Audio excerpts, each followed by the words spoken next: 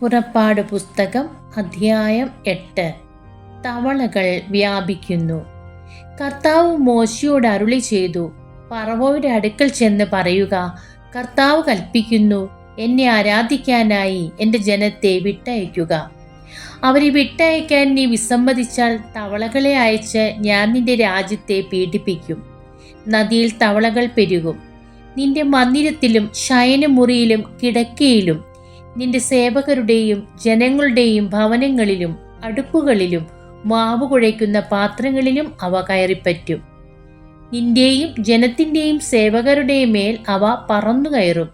കർത്താവ് മോശയോട് കൽപ്പിച്ചു, അഹറോനോട് പറയുക, നിന്റെ വടി കയ്യിലെടുത്ത് നദികളുടെയും തോടുകളുടെയും കുളങ്ങളുടെയും മേൽ നീട്ടി ഈജിപ്ത് മുഴുവൻ തവളകളെ കൊണ്ട് നിറയ്ക്കുക. അഹറോൻ ഈജിപ്തിലെ ജലാശയങ്ങളുടെ മേൽ കൈനീട്ടി തവളകളെ കൊണ്ട് ഈജിപ്ത് ദേശം മുഴുവൻ നിറഞ്ഞു.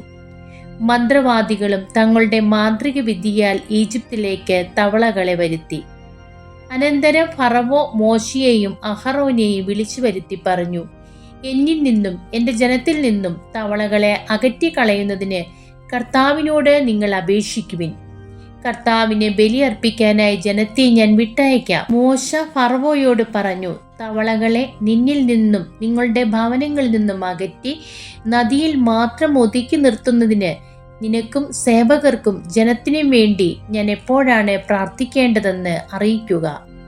ഫറവോ പറഞ്ഞു, നാളെ. മോശ തുടർന്നു, അങ്ങനെയാകട്ടെ. ഞങ്ങളുടെ ദൈവമായ കർത്താവിന് തുല്യനായി മറ്റാരുമില്ലെന്ന് അങ്ങനെ നിഗ്രഹിക്കും. തവളകൾ നിന്നിൽ നിന്നും വീടുകളിൽ നിന്നും സേവകരിൽ നിന്നും ജനത്തിൽ നിന്നും അകന്ന് നദിയിൽ മാത്രം ഒതുങ്ങി നിൽക്കും. മോശയും അഹറോനും ഫറവോയുടെ അടുത്ത് നിന്ന് പോയി. തവളകളെക്കുറിച്ച് താൻ ഫറവോയോട് പറഞ്ഞതുപോലെ മോശ കർത്താവിനോട് അപേക്ഷിച്ചു.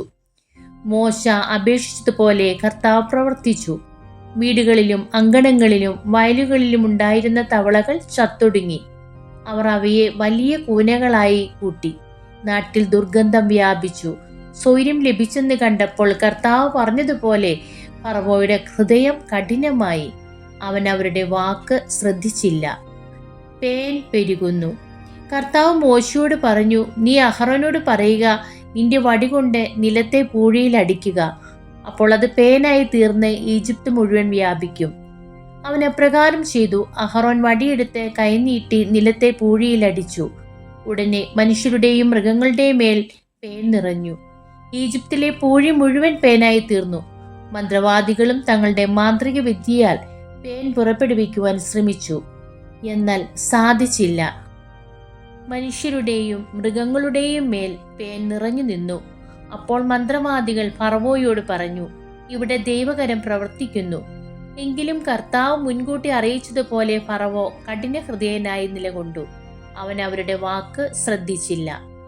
ഈച്ചകൾ വർദ്ധിക്കുന്നു.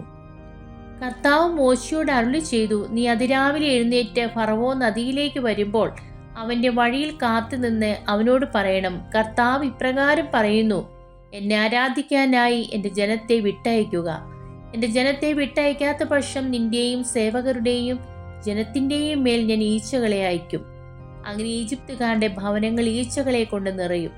അവർ നിൽക്കുന്ന സ്ഥലം പോലും ഈച്ചക്കൂട്ടങ്ങൾ പൊതിയും. എന്നാൽ എൻ്റെ ജനം വസിക്കുന്ന ഗോഷൻ പ്രദേശത്തെ ഞാൻ ഒഴിച്ചു നിർത്തും. അവിടെ ഈച്ചകൾ ഉണ്ടായിരിക്കുകയില്ല.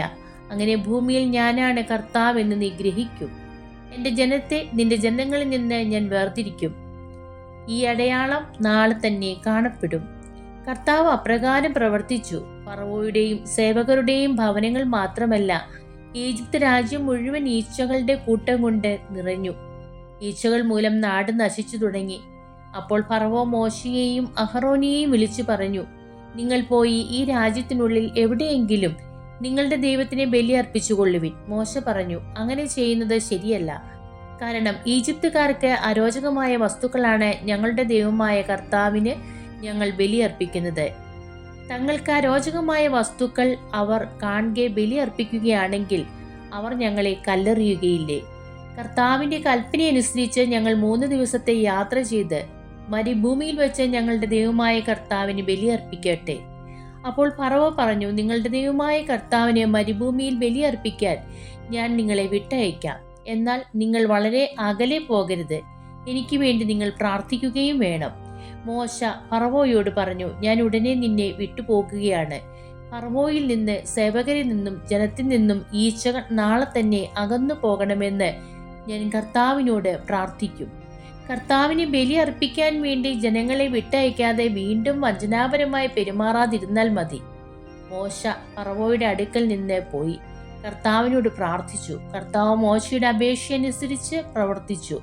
ഫറവോയിൽ നിന്നും, സേവകരിൽ നിന്നും, ജനത്തിൽ നിന്നും ഈച്ചകളെ അകറ്റി. ഒന്നുപോലും അവശേഷിച്ചില്ല. എന്നാൽ ഫറവോ ഇപ്രാവശ്യവും ഹൃദയം കഠിനമാക്കി. അവൻ ജനത്തെ വിട്ടയച്ചില്ല. ദൈവമേ, സ്തുതി അങ്ങേക്ക് യോഗ്യമാകുന്നു.